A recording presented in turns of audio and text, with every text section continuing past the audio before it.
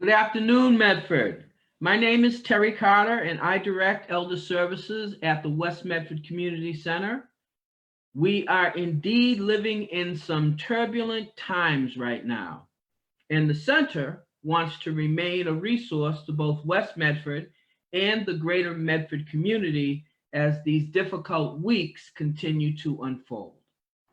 So today we wanted to talk with our senior community about a concern that's been raised several times in my local ES population, but which we know is certainly not exclusive to folks in West Medford. I call this program Being Senior 101, the basics. Today we want to talk about scams and schemes targeting senior folks in our beloved city.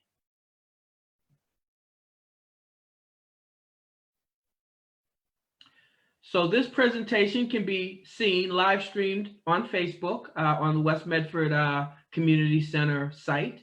It can also be watched on Medford Community Access Television, Comcast Channel 3, and Verizon Channel 47. Probably a better, more defined picture there, as well on Medford Public Media website, www.medfordtv.org. So there are a number of ways to join us on the broadcast today, and we're going to go on ahead and get started.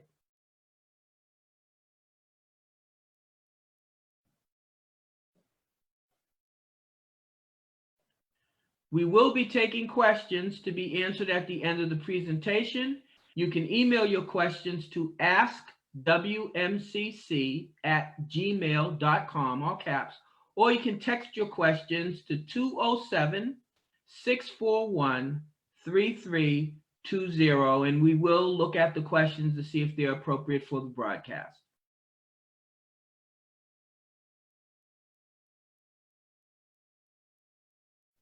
So why don't we plunge into this?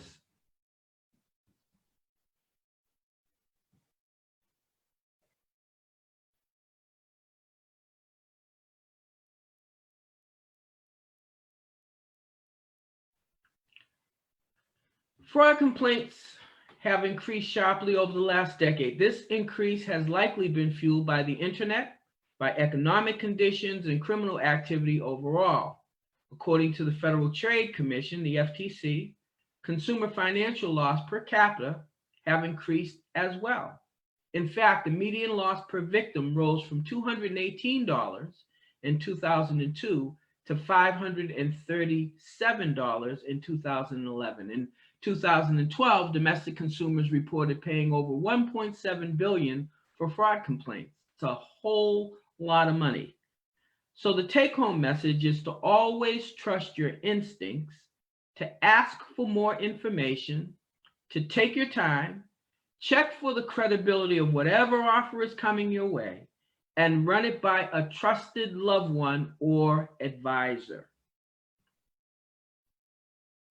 It's really basic information, but if you don't follow it, it doesn't matter how basic it is. Okay, so I've got a couple of rules of thumb in terms of talking about fraud, scams, and schemes. The first rule of thumb is if it seems too good to be true, more often than not, it is. I'll give you an example. Advice mothers gave to their daughters about that slick talking boy that all the girls were wild about. If it seems too good to be true, more often than not it is. Advice dads gave their sons about buying that used car that so-and-so's auntie only drove on Sunday. If it seems too good to be true, more often than not, it is. Advice hubbies gave their wives about buying all those magazines from Publishers Clearinghouse. If it seems too good to be true, more often than not, it is. And then advice wives gave their hubbies about that timeshare for cheap money in the Bahamas. If it seems too good to be true, more often than not, it is. That's the first rule of thumb. So we can move on.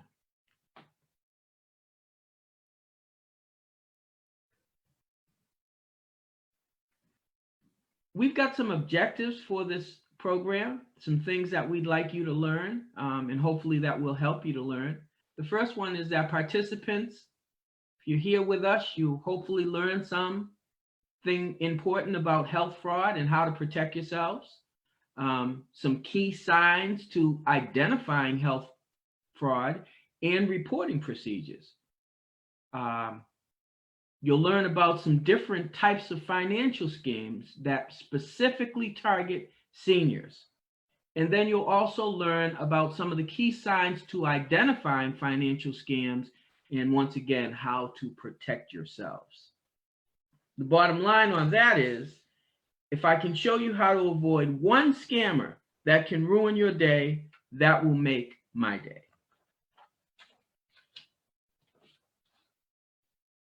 All right. And then we also have some additional objectives, and those are objectives that we call behavioral objectives.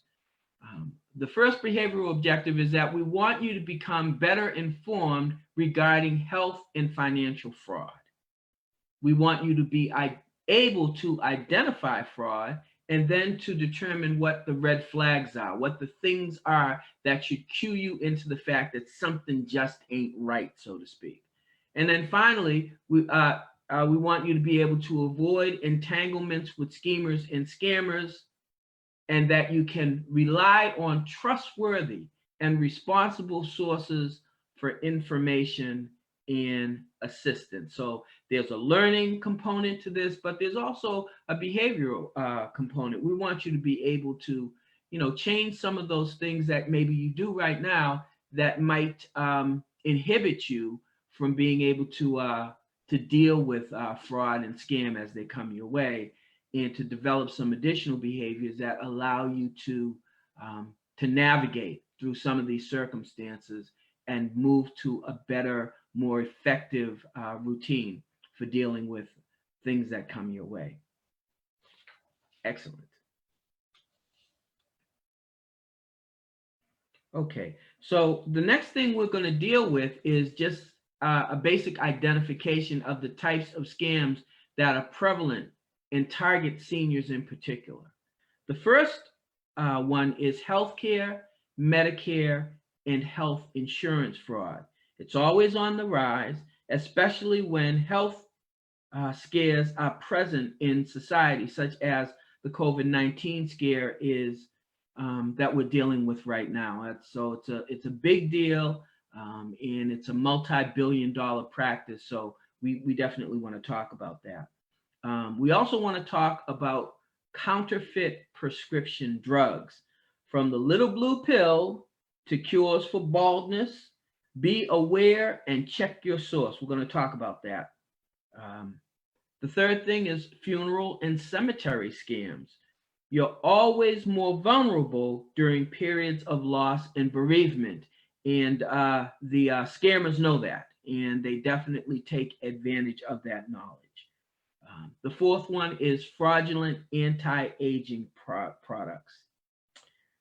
There is no true fountain of youth. Ponce de Leon didn't find it in Florida, and you probably are not going to find it either, whether it's HGH, human growth hormone, super vitamins, snake oil elixirs, and aphrodisiacs.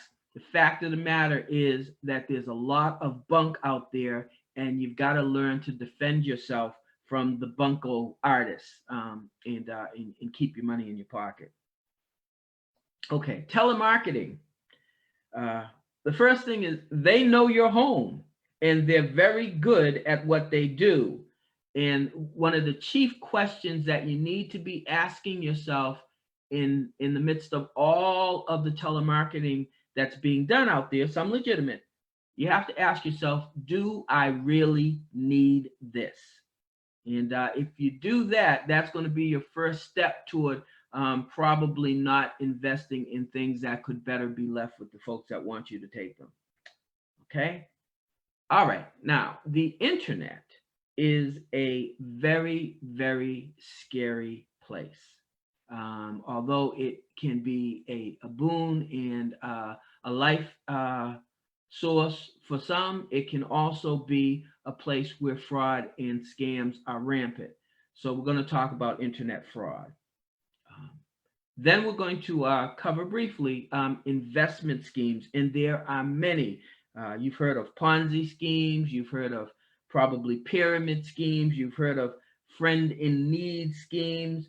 Uh, they're out there looking to hijack your data, and they're out there looking to sell you things, sell you on things that can be devastating to your financial future. So you've got to be cognizant of that, and you've also got to protect your identity.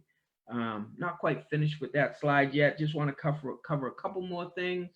Want to talk briefly about homeowner schemes, particularly reverse mortgages.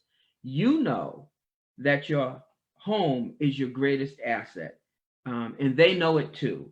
And so, whenever you're looking at a financial product or service that has your home as a potential linchpin in the dealing, you got to do your homework and you got to be extremely, extremely careful. I'm not going to be pro or con reverse mortgages. I may have my own opinions, but there are educated opinions out there and you should take advantage of them. Next, sweepstakes and lottery scams. And I just want to say one thing about that right now. All tickets are not created equal. There's a lot of bogus stuff out there, so you got to be careful. And then finally, we're going to talk about the grandparent scam. It's one that is particularly targeted at older folks, tugging at their heartstrings. If your relative doesn't ask you directly, something might be fishy, and we're going to talk about that a little bit. Okay, we can move on.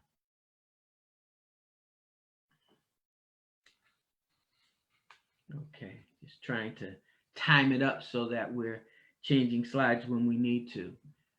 Health fraud, defined by the Food and Drug Administration as the deceptive promotion by advertising, distribution, or sale of a product represented as being effective to prevent, diagnose, treat, cure, or lessen an illness or condition, or provide another beneficial effect on health, but that has not been scientifically proven safe and effective for such purposes. And that's the key phrase there, folks. Has not been scientifically proven safe and effective for such purposes.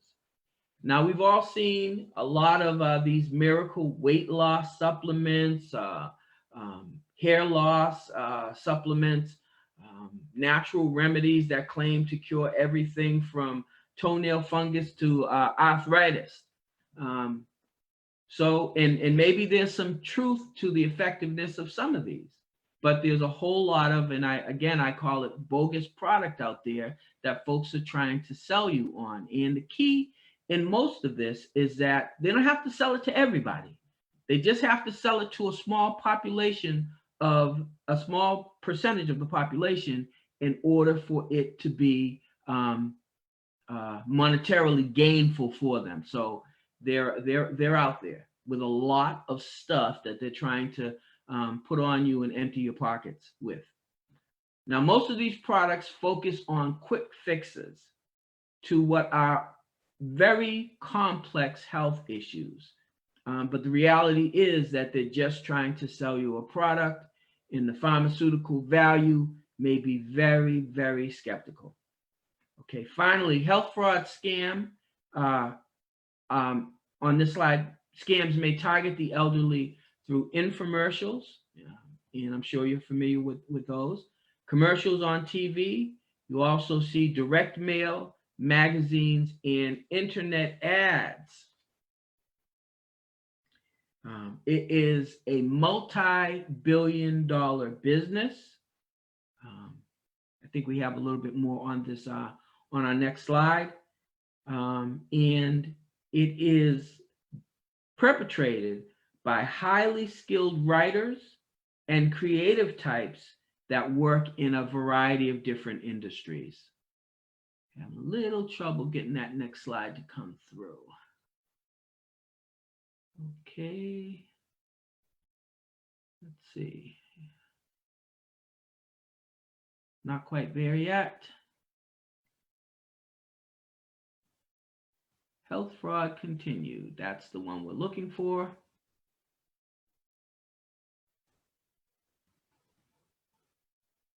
Okay.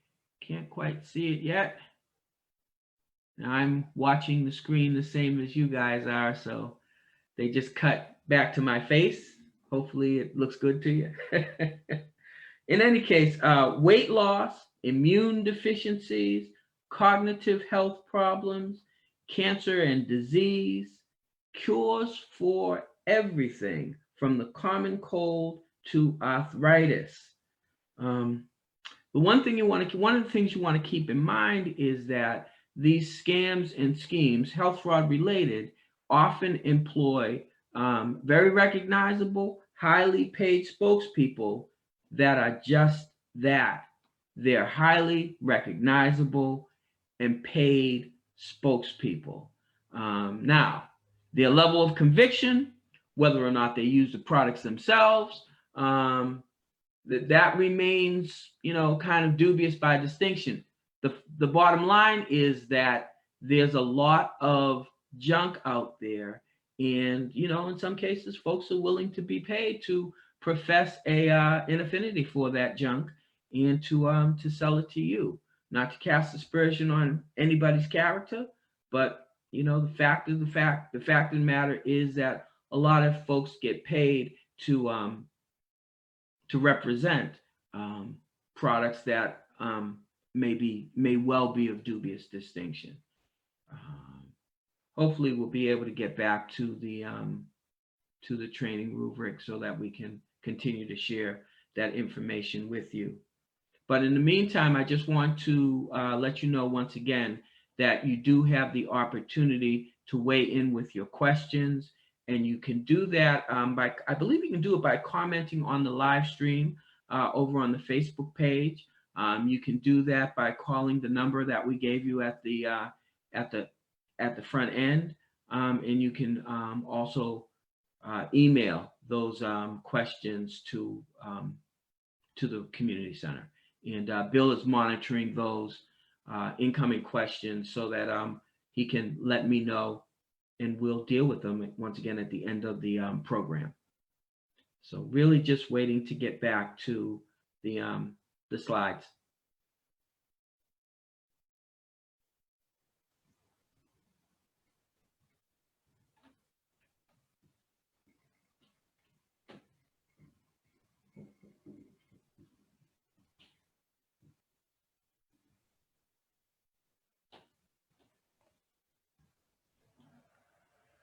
Bill, do we have those slides? Are we? They're in front of me. I'm working on it. Okay. All right. In the meantime, let me talk. Okay, very good. We're back. Sorry about that. Sorry about the delay. It's very interesting because. Yep. Okay, and I want to go to the next one. Thank you. Very good. Nope. Let's stay with the one before that. Okay. No, we're going forward. I want to go back. Okay, go back one more, and one more after that. I'm going to go back just one more slide. Perfect. That's where I want to be. Okay, so keep going back to the slide before. I want the slide right after that.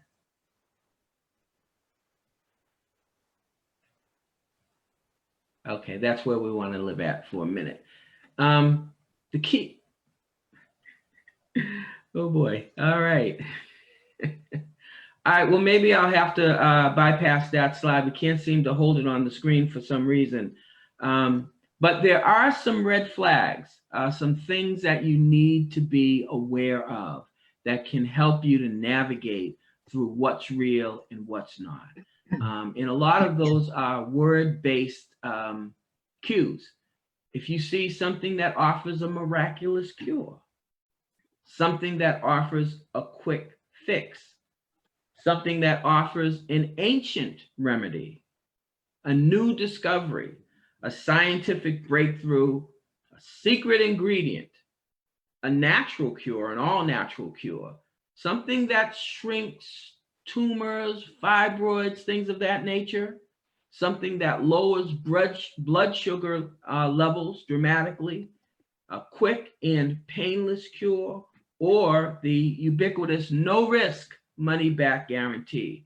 These are not necessarily things that should inspire confidence. Rather, they should actually cue you into the fact that you might be looking at something that is not all that it is cracked up to be. Keep in mind, again, it's a very, very lucrative business for the scammers. And they employ, just like the legitimate industry does, highly skilled writers and creative types that work in these industries. Again, they offer quick fixes to what are, again, extremely complex health issues, not things that should be toyed with or trifled with.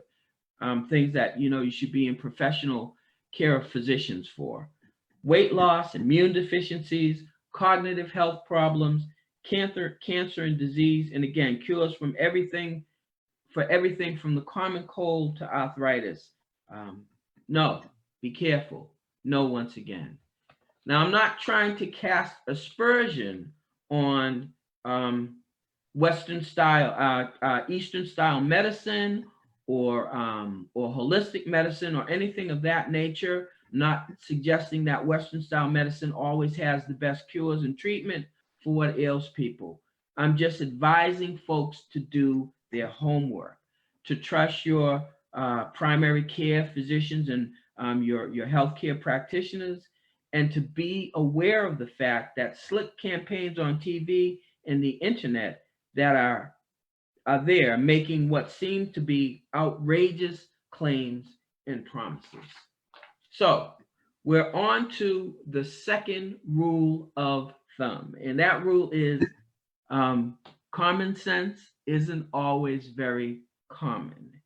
And what I mean by that is, on the outside looking in, folks always believe that they would and should know better.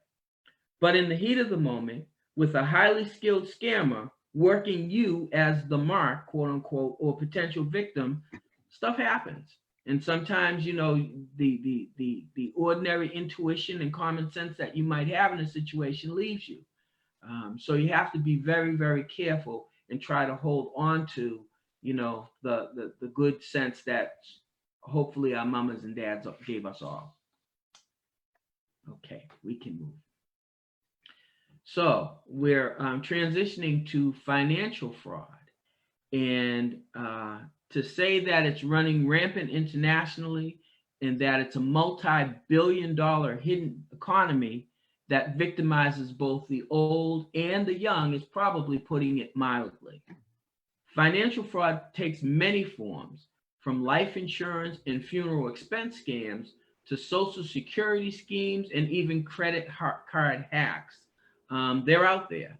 Most of these financial products focus on get rich quick, secure the future, avoid legal problems, or low risk, high reward approaches to complex financial issues. And again, that word complex is appearing because the truth of the matter is your money is not a simple deal.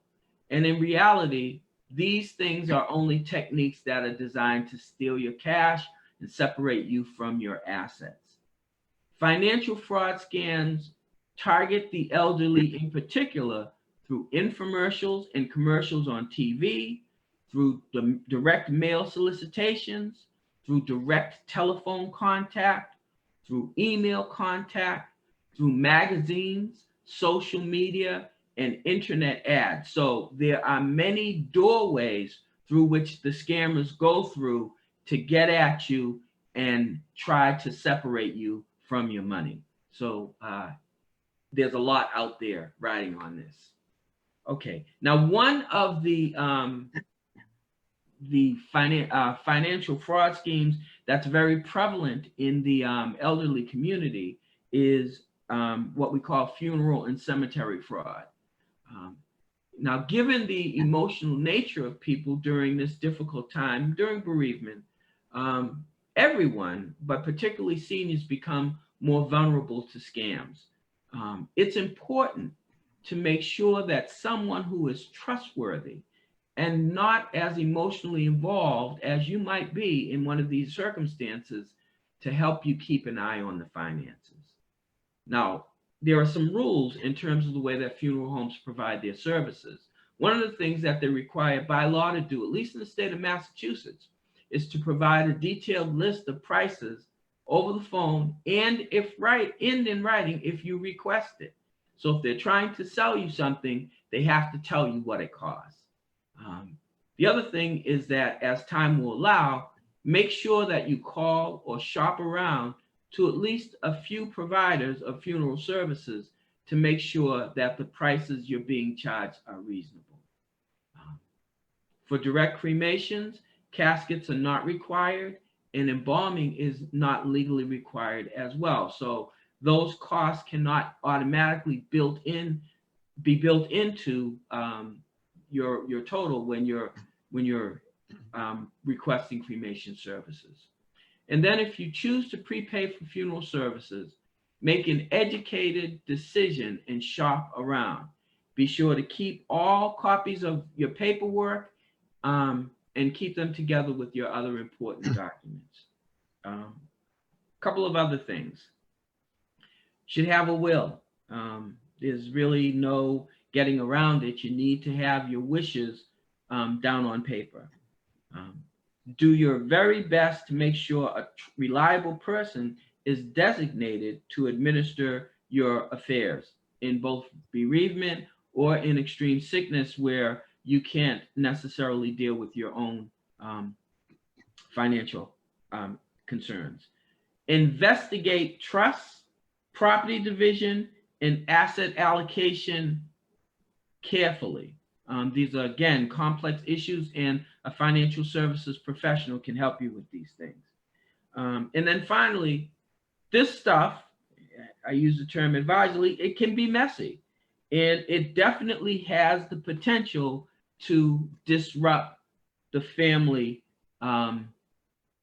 nucleus. It can break families up. So being careful about how you're dealing with your last wishes is a very, very important thing for folks like myself of a certain age.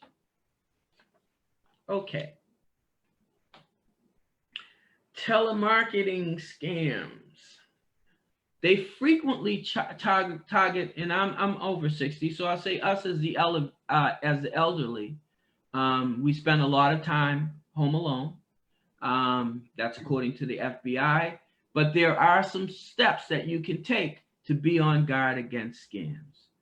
Examples include receiving phone calls telling us that we have won a prize from a contest or a sweepstakes, a free vacation, or that we need home repair or need to send money right away.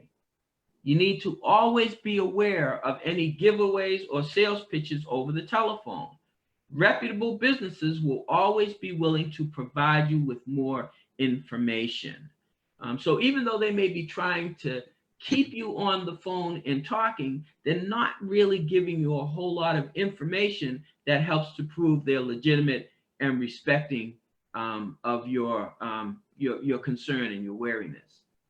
And then if you're interested in the offer and it seems legitimate, ask for more information and ask for more time to make your decision. Again, if it's a legitimate organization and they've contacted you, they'll give you time to make a determination about, do you really want what they're selling? Typical telemarketing pitches: car warranties, extended warranties beyond what your dealership may offer, homeowner warranty services, services that cover your appliances and other aspects of your home, Interior energy audits. Now, the state of Massachusetts offers a couple of different services to audit energy and to make sure that you're doing everything energy-wise in the most efficient way. But there are also providers out there that are doing unscrupulous things that you need to be aware of. Roofing and replacement windows. This is a big one in the state of Massachusetts. There have been a number of suits against different businesses and organizations for all kinds of unscrupulous practices in roofing services and in window replacement. So that's another one to be particularly careful about. Chimney, carpet, and upholstery cleaning. Again, there have been a number of suits against organizations for providing services that are both more expensive than they should be and that take advantage of older folks once they get in the home. So those are things to be careful of. Lawn and landscaping services. Now this stuff ramps up in the late spring and the summer. You know, you want that beautiful green grass and, you know, you want everything nice and trimmed to nice to look at. You got to be careful. You got to be careful. And then finally, solar energy setups. I think the old carpenter's advice or adage applies, which is measure twice, cut once. My dad used to say it all the time. He was a tradesperson. And it means simply is examine what you're going to do a number of times before you commit yourself to it. Which brings me to the third rule of thumb with regard to financial services and financial scams. And I say this with some levity is you don't know anybody in Botswana, Namibia, or Madagascar, and in 100 other geographies around the world. And yet you get solicitations and internet phishing from folks in those countries, and it causes you to pause sometimes, and in some cases, it manages to get money away from you. Let me give you an example. This is corporate or business phishing. You'll get a letter or an email that says, "Hi, our company is working on the website, mobile application, and software development, including technical maintenance of the sites and apps. We are also ready to offer professional English to Russian and Russian to English translations." There's something in that. At the moment, we are looking for partners that are ready to sell our services in your country. If you are interested in our proposal, please feel free to contact me anytime. Sincerely, Olga.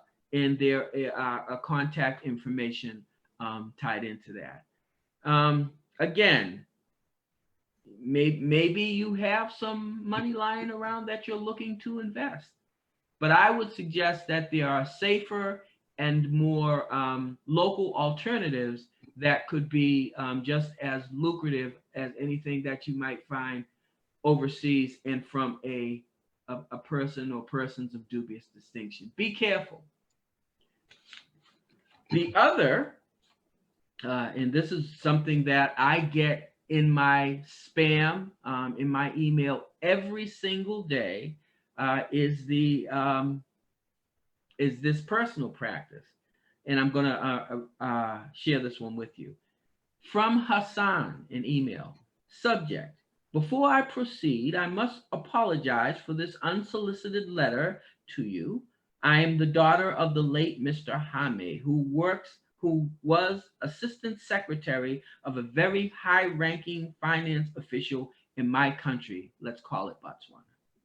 I am contacting you to assist me in transferring a large sum of money, $10 million USD, from an unsecured fund here into a U.S. territorial holding.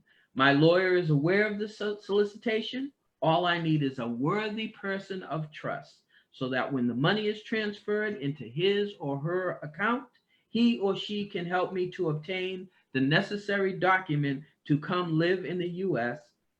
Fully one half of this fortune, once again, $10 million USD, will be theirs to keep for this invaluable assistance. If you are willing, then email my lawyer, Barrister Martin O'Keefe, for more explanation and more formal introductions. Sincere regards and appreciations, Habib Al Intokwe. All right.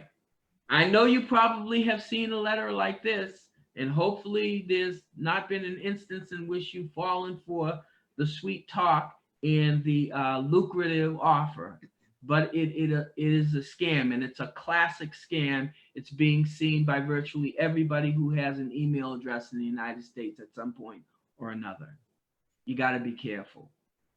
You don't know anybody there, more than likely. And if you do, it's probably somebody that you're close to and that wouldn't treat you that way. So be careful. Again, if it's a limited time offer, it's probably a scam.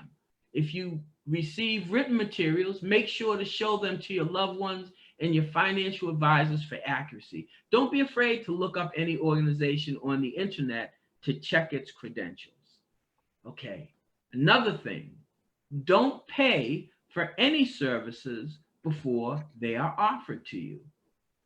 All right, it seems to make sense, but a lot of cases, people have your money before they do anything for you. And the next thing you know, you're trying to chase somebody down to give you something that you paid for.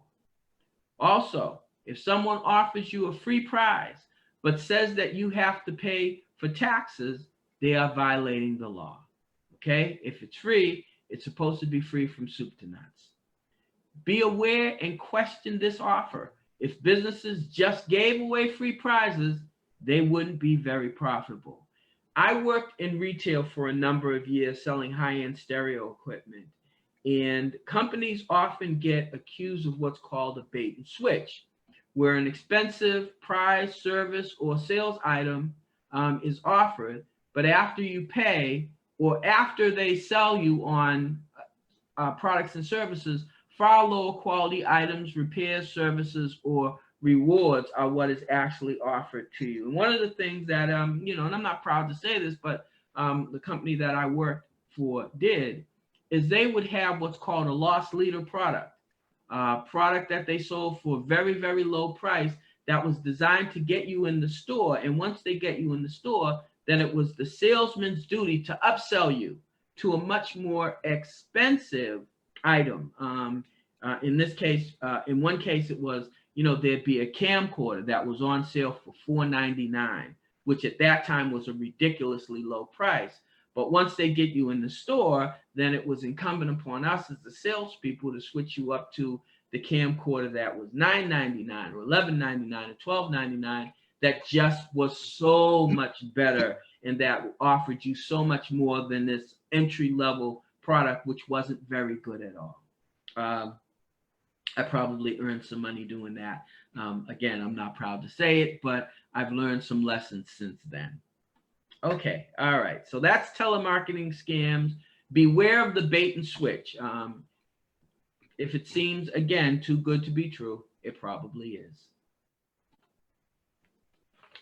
Okay, so here's my fourth rule of thumb. And this is a pretty important one because this scam is out there right now and it's taking advantage of the the fright that you have.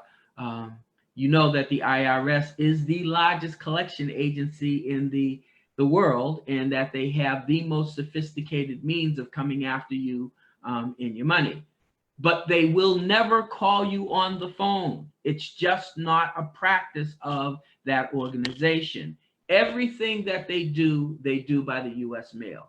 So if somebody calls you on the phone saying that they are an IRS agent, that should be an immediate clue for you to hang up the phone. Okay? You're not going to get arrested. You're not going to owe some exorbitant amount of money that you really don't owe.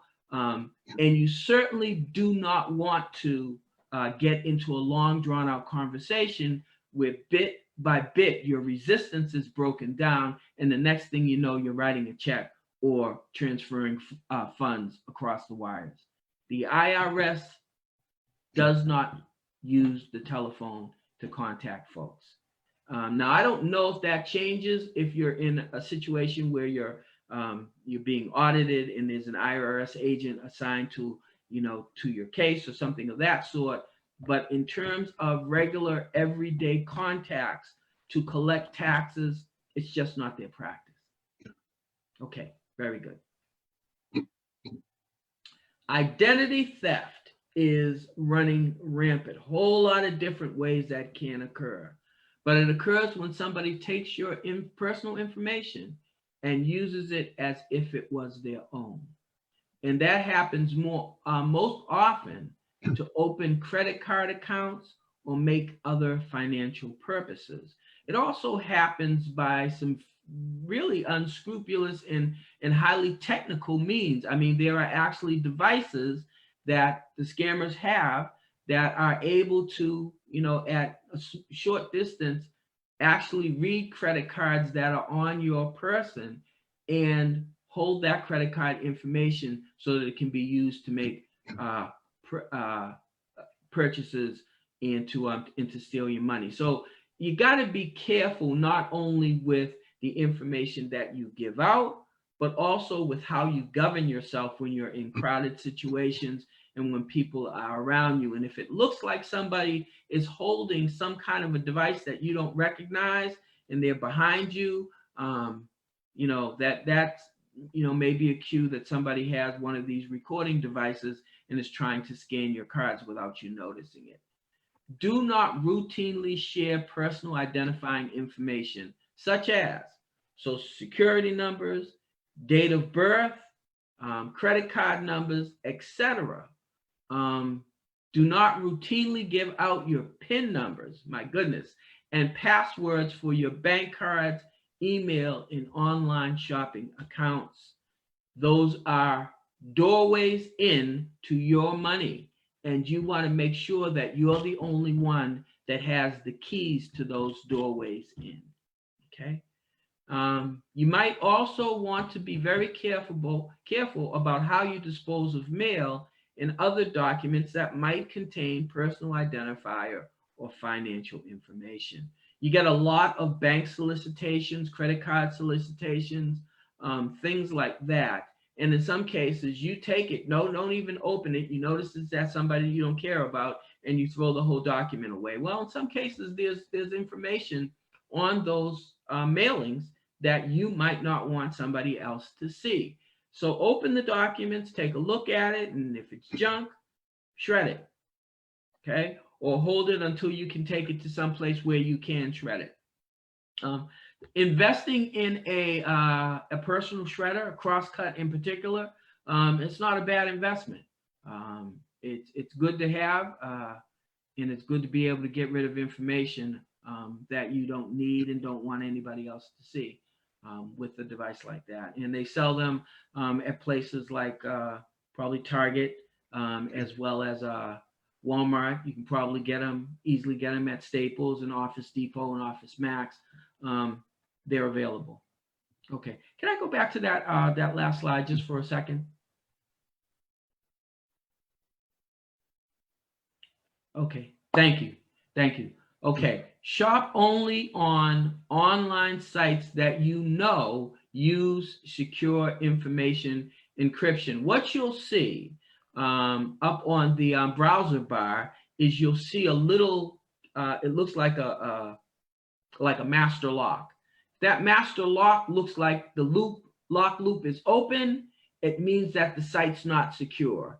If the loop is closed, it looks like the lock is locked, then it means that you're on a site that is secure and uses secure information encryption. Encryption is extremely, extremely important. The degrees of encryption can vary, but you should definitely only want to shop on a site or transfer financial information of any sort, personal information of any sort, on a site that uses secure encryption. Okay.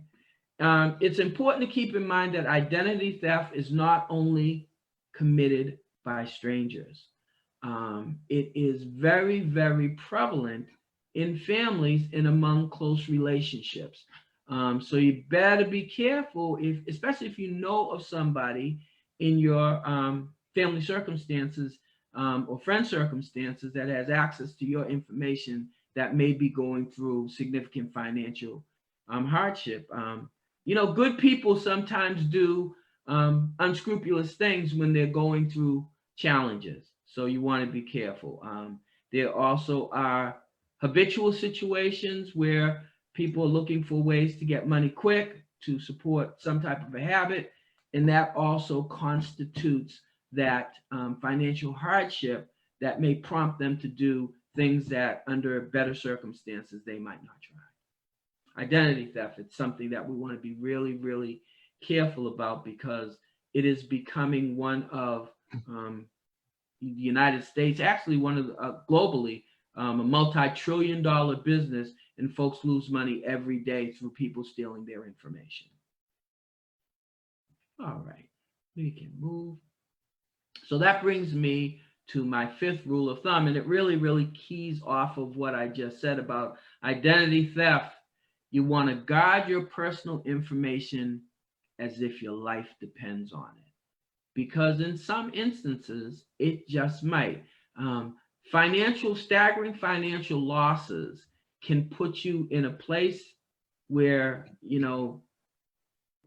where you question some things that under ordinary circumstances you might not. Where there's all kinds of societal and sociological pressures that can ensue because of, the fact that you've lost, a lot of money and you've lost it through unscrupulous means. It can put you in a place where where life is very, very, it's just it's difficult. It's very difficult. So we want to guard our personal information, just like we take care of our houses, our cars, our children, etc. We want to take care of our personal information the same way, because it's extremely valuable, not just to us, but to folks out there who want to use it for nefarious purposes. Okay, very good. Okay, so in a perfect world, we would all love to be able to donate money to worthy causes and to share, especially at times when we have more than we actually need ourselves, with others who are needy, who have issues and difficulties that we can benefit them with our own money. The key to doing this in a way that doesn't harm you as the giver is to do some research before you give. Our organization, the West Medford Community Center, like many in the greater Medford, is a 501c3 tax exempt organization. And that means that we've applied for and been granted certain relief from taxes because of the fact that we're doing community beneficial work, and we've been recognized by the state and federal government as worthy of that tax exempt status.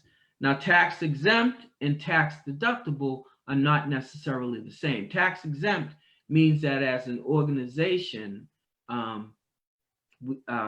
organization doesn't have to pay taxes.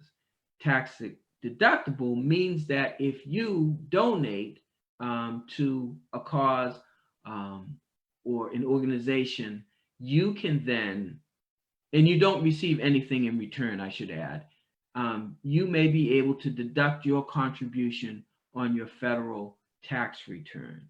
So that's what tax deductible means. For instance, if you make a significant donation to an organization like the West Medford Community Center, which might not be a bad thing, I'm sorry, I digress, that would be a tax deductible charitable gift. And we get them from time to time. We love to get more of them, but I'll move on. Ask for detailed information about the charity. Okay, you can do that. There are no legitimate organizations that will not be willing to give you their name, their address, and their telephone number. They'll give you the information that you need, particularly because they want you to make that contribution. And you can call the charity if the organization is reputable. They'll want to hear from you. They'll want to talk to you. They'll want to extol their finer virtues and to make you a fan of who they are and what they do. So if an organization is refusing to take your phone call, that should in many ways signal to you that they're not as legitimate an organization as they should be. Now we'll go back to that slide because there's a little bit on there that we want to talk about, a little bit more on there that we want to talk about. The slides have a mind of their own, Terry. I know they do. It's probably because they're on a timer, and when the time is up, they just automatically cycle. I'll change that the next time we do a presentation like this. Now, the organization also may have a website and promotional materials, maybe all slick and glossy, but that does not mean that they're a legitimate charity. Sometimes to organizations that are trying to separate you from your money unlawfully, that's a cost of doing business. And they want to look just as slick and just as polished as any of the legitimate organizations do. So they're willing to spend money because the old adage applies, in order to make money, you have to spend money, and they'll spend it too. Be wary of charities that spring up suddenly in response to current events and natural disasters. And that is particularly important in the times that we're living in right now. I'm going to talk a little bit more about COVID-19 toward the end, but I do want to say that, fires, floods, famines, hurricanes, tornadoes, all kinds of natural disasters, obviously, folks can benefit by receiving charitable resources. I mean, folks that are put out of their homes, folks that lose all of their possessions. There's certainly worthy situations that you want to seed into. But by the same token, there's a whole lot of organizations out there that are just waiting for some type of a natural or unnatural disaster to allow them to infiltrate legitimate charity environments with things that are not legitimate. So you want to be careful. You want to check, you want to investigate, and you want to ask folks who know about this sort of thing. And there are a lot of folks in your circumstances. Is this a legitimate charity? Okay. The other thing is, it's good to know how much of your donation actually goes to the cause. In a lot of instances, you have charities that have extremely high administrative costs that siphon off a significant measure of the charitable resources that they receive. And then you also have charities that are managed extremely efficiently and have extremely low administrative costs.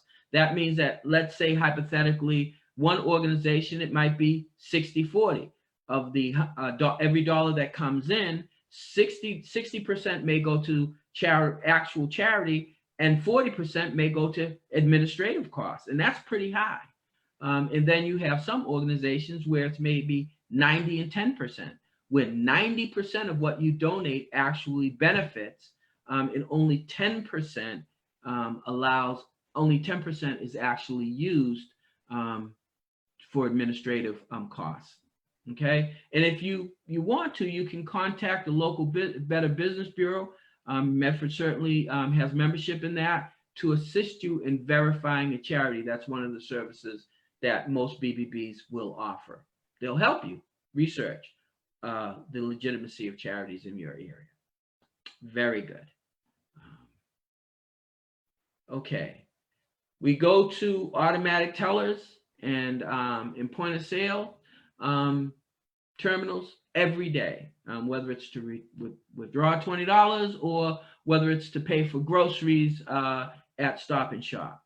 It is important to be aware of your surroundings when you're withdrawing money from an ATM or making a purchase at a point of sale terminal.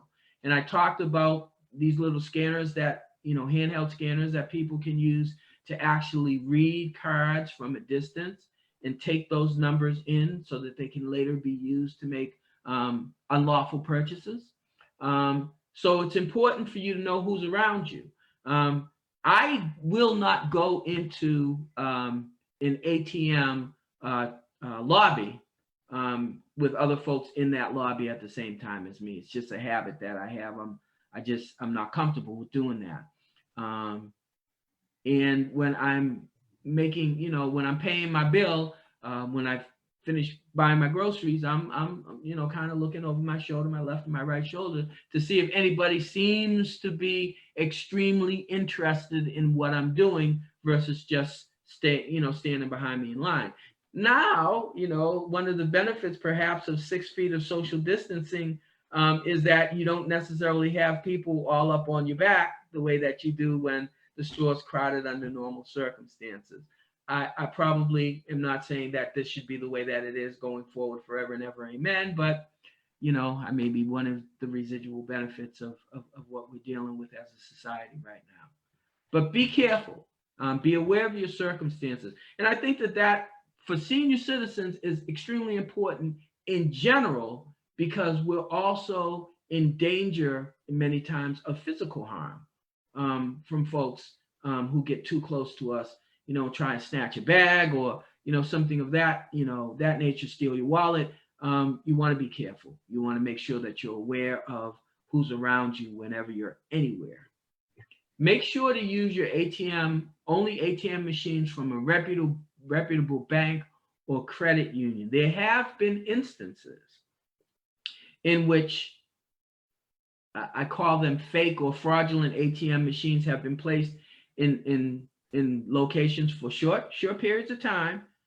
People have used them and lost money because that money was then stolen by the person who placed the machine.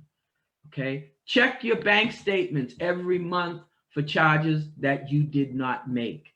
Okay, it's one of the ways that scammers get away with doing stuff, is that they make small purchases on a lot of different account numbers that they've been able to obtain, so that a large purchase doesn't trigger the person to take another look at who's spending their money.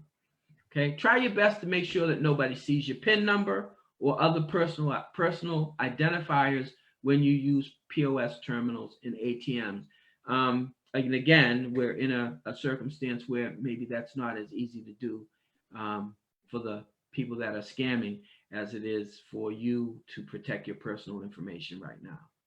Okay, make sure you get your card back from the ATM machine. I've done it half a dozen times over my life, walked away from an ATM machine and then had to run back to get my card back. Okay, whether it's an ATM machine, a POS terminal, or a sales associate, it's incumbent upon you to make sure that you get your card back. If it's I've actually seen good sales associates literally run out of the store and make a beeline for a customer that left a credit card because they don't want that they don't want to deal with that. They want to make sure that that's not an issue for them. Okay, if the ATM area is not secure, someone can gain access to your account information and be able to withdraw from it. There are ways that folks use to take ATM information right after you make a withdrawal. Again, there's machinery that can be used to read account numbers in this manner. So you got to be careful. You want to make sure that the ATM area that you're in is secure. Okay, very good. Thank you. Okay. There are a number of financial professionals that actually have the designation as senior advisors or financial and retirement advisors, which is supposed to imply that they have specific expertise at helping seniors with financial issues. Now, a reputable financial services firm may have some specialists. I don't know of, and I could be taken to task on this, but I'm just going to put it out there, that there are specific designations that can be obtained. like Series 60, Series 70 licensing, for instance, within the financial services environment that specifically make someone certifiable as a senior services advisor or a retirement advisor. Although, again, those services are certainly ones that are available through most reputable financial services advisory firms. Okay. The education, experience, and other requirements for receiving and maintaining such a designation, if again available, may vary greatly. So what you want to do is you want to look beyond the financial professional's designation and determine whether he or she can provide the type of financial services or product you need. And you can do this a couple of ways. One of the ways that you can do this is that if you know someone who's doing extremely well as a senior and you know that they happen to be with a reputable firm, I'm not going to name any, not doing business for anybody that way, but there are reputable agencies out there, and you know that you have a friend that is dealing with one of them, talk to them, get their opinion, get their information, especially if they have someone that they deal with very personally that's helped them to be successful. Thoroughly evaluate the background of anyone with whom you intend to do business and invest your money. And do that before you hand over your cash. Okay? You earned it through the sweat of your brow and the labor of your hands. You have every right to hold on to it. Okay? And then again, the AARP, the American Association of Retired Persons, and the local Better Business Bureau are also very good resources to use when trying to determine if an advisor's credentials are legitimate. Now, these folks are registered. There are Securities and Exchange Commission, Federal Trade Commission. There are a number of government agencies. It's their specific business to register folks with certain types of financial professional designations. Okay. So, investment fraud. Okay, now this stuff can be extremely complex. Okay, from Ponzi and pyramid schemes, they're investment scams that essentially rob Peter to pay Paul, so to speak. In other words, they rob one person at the bottom of the pyramid, or an initial investor. They get paid off with money that's taken from new investors. So what happens almost invariably is that a few people get paid, but a lot of people lose their houses. Okay.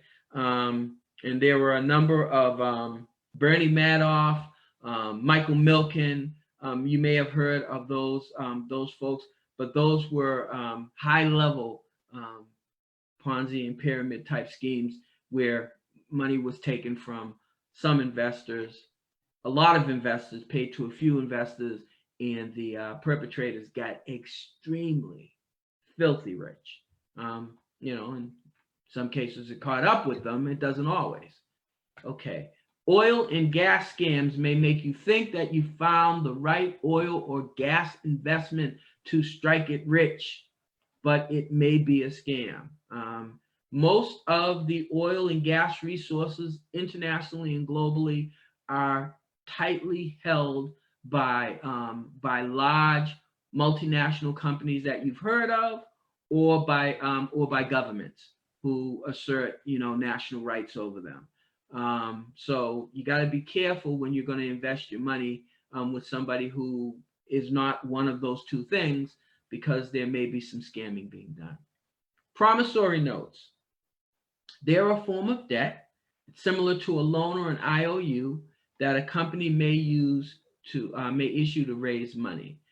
There are legitimate applications for promissory notes, but they can also be marketed broadly to individual investors and turn out to be scams. So you got to be careful once again. Okay. Prime bank frauds. In those instances, hold on for just a second. Let me see if I can get rid of that. Okay, I can't see. Okay, I can move it. In a prime bank fraud scheme, fraudsters often claim investors' funds will be used to purchase and trade prime bank financial instruments or other high yield investment programs on clandestine or secret overseas markets in order to generate huge returns in which the investors will share. Frequently, these instruments and the markets on which they allegedly trade don't exist.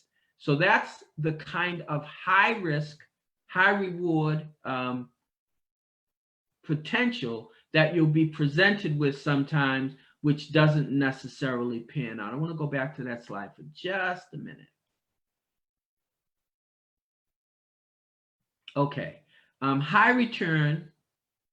I want to go, let's see, high return or risk-free investments often find unscrupulous investment advisors making unsuitable recommendations to purchase investment products that don't meet the investment objectives or means of an investor. So the takeaway there is that you got to investigate anybody who's going to be managing or investing your money. And now these days you can do a lot of that yourself. There's well, again, I won't mention the names, but there's plenty of services out there that offer low or no cost trading. So if you educate yourself and you're interested in the stock market, et cetera, and so forth, there are ways that you can do it yourself. But just as it's important to vet what you're going to do with an advisor, it's important to know what you're going to do if you're going to do it yourself. All right. Very good. Okay. Now, ways that you can avoid investment fraud. You can do your best to prevent fraud by being vigilant and aware of your surroundings and able to recognize false claims. It's really at, kind of the sum of this all is that you just got to be careful. Okay? Be careful about who you trust and keep good documentation. Can't stress that enough. In a lot of instances, when people go to recover a loss, they're unsuccessful because they haven't kept documentation of everything that they spent and exactly who they spent it with. Don't be afraid to ask questions to clarify things that you don't understand, and check out the answers that you get for legitimacy. Research the company before you invest. Know the salesperson or advisor. Okay? Now, never judge a person's integrity by how he or she sounds. A lot of folks who perpetrate fraud, they're very, very savvy, they're very practiced, they're extremely articulate, and they know all of the buzzwords and terms in order to get you to commit. So, just like they say, never judge a book by its cover, never judge an advisor's integrity by the smoothness of their presentation. Watch out for salespeople who prey on your fears. Okay, that whole notion of an IRS agent calling you and telling you that you're going to be arrested if you don't advance $4,500 into an account immediately or wire transfer immediately. Again, trying to take advantage of you being fearful in a time where you think that you may owe a lot of money. Take your time. Don't let the investment professional rush you into a hasty commitment or an investment decision. Now, if offers come to you from an unsolicited place, in other words, you didn't ask for this, then you got to be careful, because in many, many instances, particularly these days with the internet, that's how a lot of these offers come your way. They do phishing to get, a bunch of email addresses or a bunch of telephone numbers, and they just call, and they're hoping that maybe they catch 1 out of 10 or 1 out of 20 with their guard down, because that's the kind of game. It's high volume communications, low volume turnaround, but still there's money in it. Don't lose sight of your investments, okay? And if you think that you're at a place where you can't pay as much attention, it's good to have somebody that you trust that can help you, that can can also be looking at it. Okay, I want to come back just a second. We'll finish up with this. Okay, questions. Question why you cannot retrieve your principal or cash out your profits. That's how a lot of these schemes operate. They have to be able to hold your money for a certain amount of time in order in the case of, say, a Ponzi scheme, in order to pay out the people who came in on the beginning. So they have to hold the money that comes in later in order to pay those people so that it seems like something legitimate is happening. Okay? Let your voice be heard. Don't be afraid to complain. If you get into a problem situation, FTC, SEC, local and state authorities are available to you. I'll talk again about that at the end, that you can talk to, that can help you to recover losses in some instances. And then finally, as they say, the devil is in the details. Well, in this case, he really is. The details are often in the fine print. If you can't read it yourself, have someone you trust, read and explain any number of different types of financial documents to you. Everything from a mortgage application to even putting solar on your roof. I mean, it's a very, very complicated application process, and you need to know what you're looking at. Excellent. Very good. Okay, I definitely did want to talk about the particular scams that are rearing their ugly heads because of the coronavirus situation that we're in right now.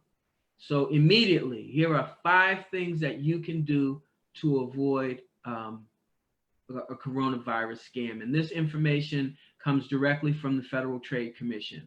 And that's the organization, one of the organizations, ftc.gov/complaint, that you can complain to if you think that you're being taken advantage by a COVID-19 type scam. Ignore offers for vaccinations and home test kits.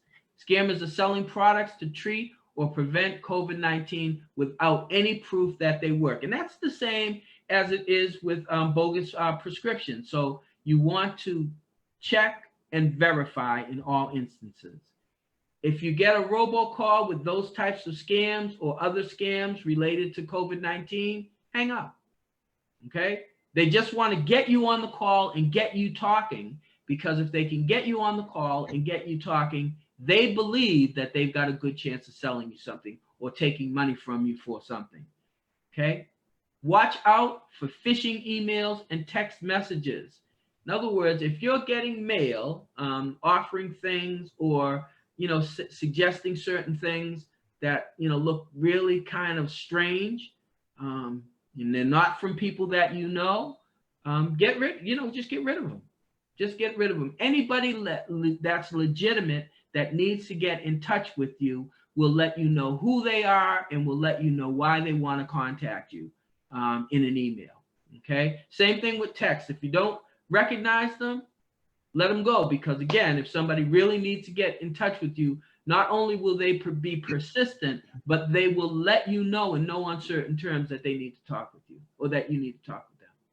Okay, again, this is just as it is with generic charitable organizations. It is especially this way right now with COVID-19 related organizations and outreach. Excuse me. Don't let anybody rush you into making a donation. Research and get tips on donating wisely at ftc.gov/charity. Again, another resource to help you determine if a charity is legitimate. So be careful. I mean, there's a lot of stuff cropping up on say Facebook or Twitter or Instagram, charities that have just cropped up. If they're legitimate, there's a way to figure out exactly who they are, where they are, and where the money is going. Okay. Finally, stay in the know. Go to ftc.gov/coronavirus for the latest updates and information. Sign up. You can even sign up to get FTC's alerts at ftc.gov/subscribe. And that's a resource that I value very highly. It's one that I use to get a lot of the information that I use in this presentation. I know they're legitimate source, so I don't have any qualms about recommending them to you. Okay. All right. So I just want to reiterate, these are the types of scams that target our senior population: healthcare, Medicaid, health insurance fraud, counterfeit prescription drugs, funeral and cemetery scams, fraudulent anti-aging products and products of that nature, telemarketing scams, internet fraud, investment schemes, homeowner reverse mortgage scams, sweepstakes, and lottery scams, and that particular one, the grandparent scam. And I didn't have a chance to go over that as thoroughly as I wanted to. We were having problems with the slide. I want to see if I can find that example so I can explain to you exactly what we're talking about. Okay, so very quickly, beware of any urgent solicitation of funds, especially funds needed to pay bills, lawyers' fees, or doctors' bills. The victim is urged not to tell anyone, such as the parent of the grandchild, because they do not want the parent to know about the trouble they've gotten into. The grandparent never hears from their fake grandchild again and is tricked out of hundreds or even thousands of dollars. And what happens is you get a phone call saying that a grandchild is in extreme difficulty, and that if a certain amount of money doesn't go by wire transfer to whoever it is, that something's going to happen that you as a grandparent don't want to see happen. Again, don't send funds without establishing the truth of the claim and with the relative that's at the center of the story.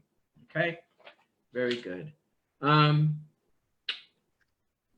Let me just go back to that slide one more time.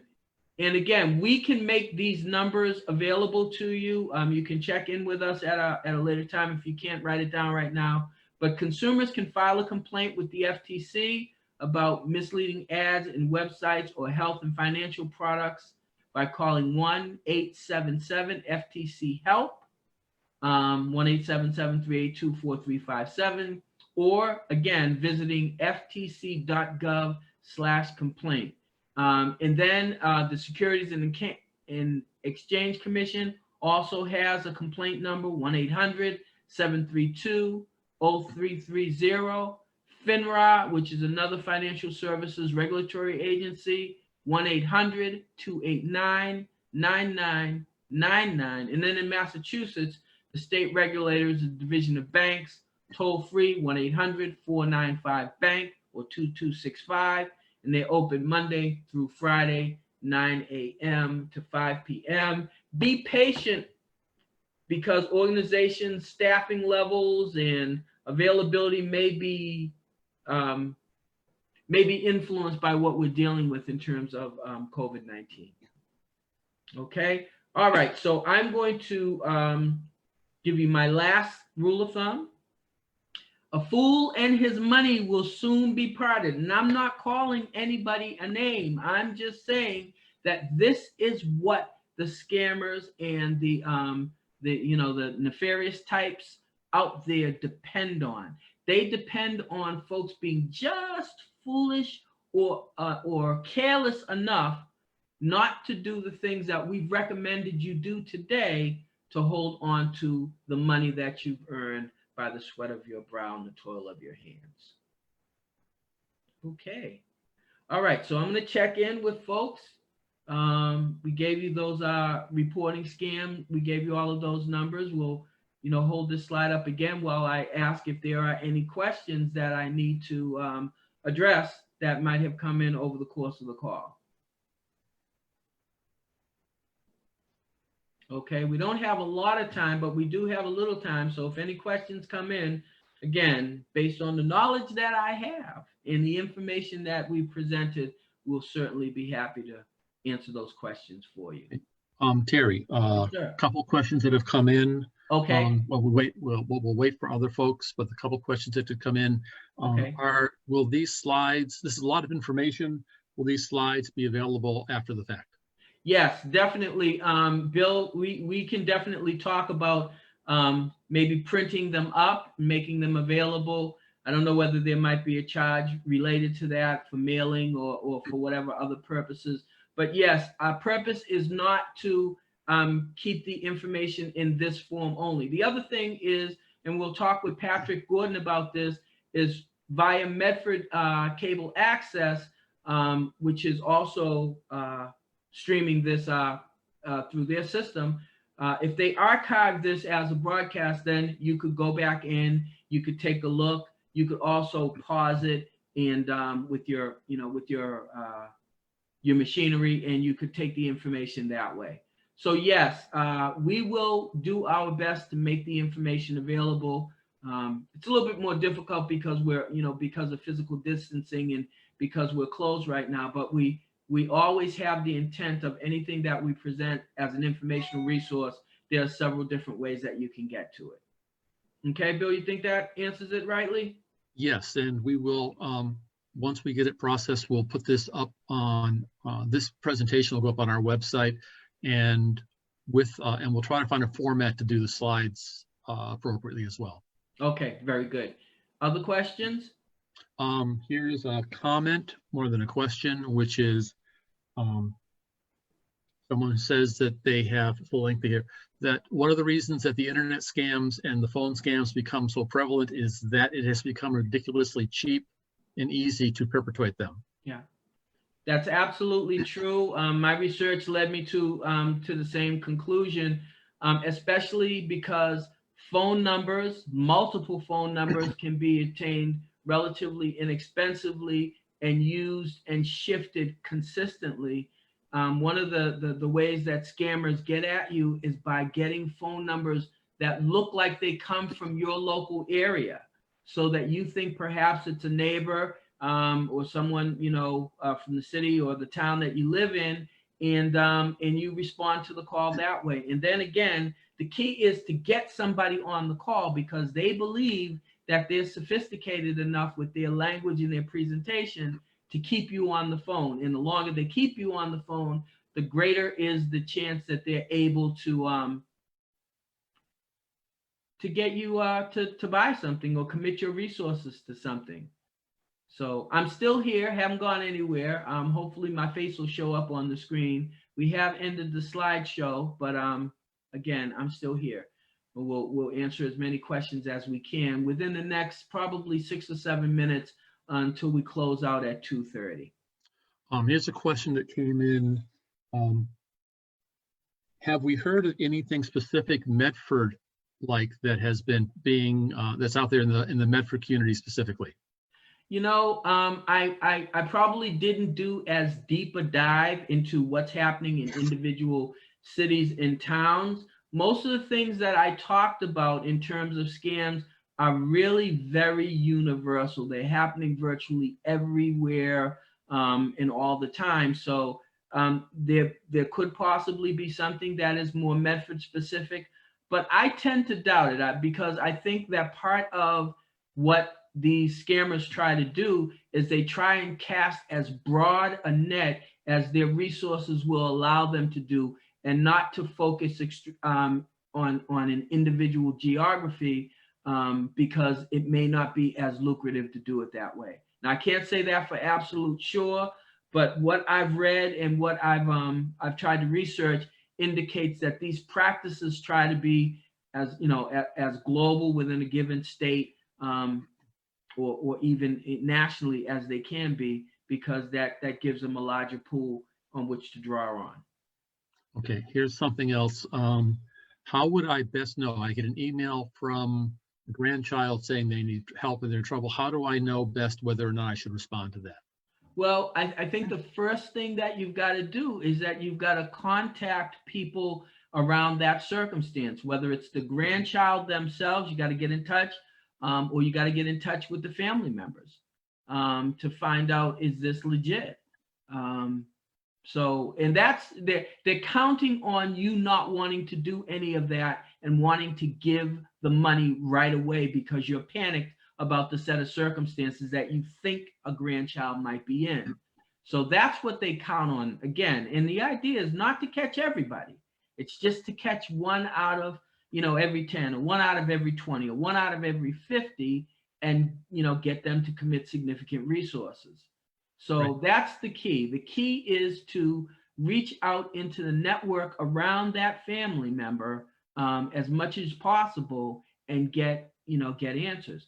And if there's somebody that you're with, let's say you're a grandparent, you're a grandmom, you got a granddad, at the same time that the people are talking to you on the phone, the granddad can be calling the relatives to find out what's going on. Yeah, it speaks back to what you had said earlier, which is that, or what the earlier messenger said, which is that it's so inexpensive to perpetrate this, is that if these folks who are doing these internet frauds only hit 1 out of 300, Yeah. they've made a profit. Right. Exactly right. So, exactly right. okay. So it is definitely a volume driven business. Okay, we got time. We'll do one more of these questions. Okay. Is you talked about the Better Business Bureau? Are all they're all the, I'm trying to read this, are all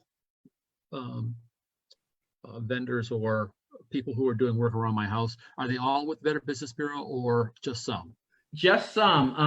And again, because it's a service that you have to subscribe to, and then they have some criteria in which they rate to determine whether or not they, want to have you within their give you their organizational designation, so to speak. So it's not everyone, but there are other services, particularly for home repair out there. There's Angie's List and there's Home Advisor. So there are definitely a number of different ways that you can vet someone who is interested in coming in your home and doing some work. Okay, there are a lot of folks out there that are just, they're trade guys or they're handymen, and it would be too expensive for them to apply to all these different services, because for the tradespeople, it costs for them to be rated by Home Advisor or by Angie's List. They don't get that for free. But for you, when you go to a given resource, that information for you is provided for the most part without any charge. Okay, so we're gonna, as we tie up, I would just, from the community center point of view, put it out there that if you found this helpful, if you found this afternoon's presentation helpful, and you have some other topic you would like us to present on or make available, please do get in contact with Terry or the community center through our phone number or website or email, and we will do what we can to make that happen. Yeah, and again, if we need to get somebody who has a different expertise than me, that's perfectly fine, or different expertise than Bill, that's perfectly fine. Although both of us, because of the work that we've done over the years, have done a lot of training and development activity. So we feel competent to at least present the information and field your questions. And if we can't answer them ourselves, we're humble enough to go out and get the appropriate resources in order to be able to answer your questions later. So if anybody's asked a question today that we didn't have a good answer for, feel free to ask it again, and we'll go out and do whatever research we need to get you the kind of answer that, satisfies you a little bit better. So we're running up on our hard end at 2:30. Terry, leave the last benediction to yourself. Yeah. Again, I view the West Medford Community Center as a valuable resource, not only to the seniors that live in the West Medford area, but also to the city of Medford. We have folks that visit us, come and dine with us when we have our lunch program up and running, come and exercise with us when we have our exercise programs, the Sisters in Sweat or the yoga program. We have ladies from different places in the city come and knit with us and just come and socialize. So we like to think that it's a great place to come and be a part of community, but it doesn't necessitate that you live in West Medford. So if you've been thinking about the West Medford Community Center and you've been wondering what goes on there, come check us out. Come check out First Fridays Words and Music. We'll be having a new program in June that focuses on the arts in Medford, and particularly right now, it's important for the arts to be a salve, a balm to all of the hurt and sadness that we're feeling because of the things we can't do vis-a-vis COVID-19. But we want to be a resource to the community, and we'll do everything that we can going forward, even throughout this COVID-19 situation, to continue to be a resource, not only to West Medford, but to Medford in general. And we thank everybody out there who supported us as an organization. We want to thank the mayor's office, city council, the school committee, as political entities. They've been very helpful. Our state and local delegations, House and Senate, we have real good leadership, and we've been the beneficiary. And then I want to thank Patrick Gordon, Medford Community Media. He's been a champion of everything that we do at the community center, and has been very, very helpful as a technical resource to us. On behalf of the board of directors, Bill Hager and myself, Terry Carter, thanks for joining us today, and we hope to get together again real soon. Check us out on Thursdays and Fridays. We have a seniors call through Zoom at 12 noon on Thursday, and then we have another Zoom call at 11 o'clock for the general public on Friday, and we hope that you come check us out sometime. Take care. Take care, all. Goodbye now.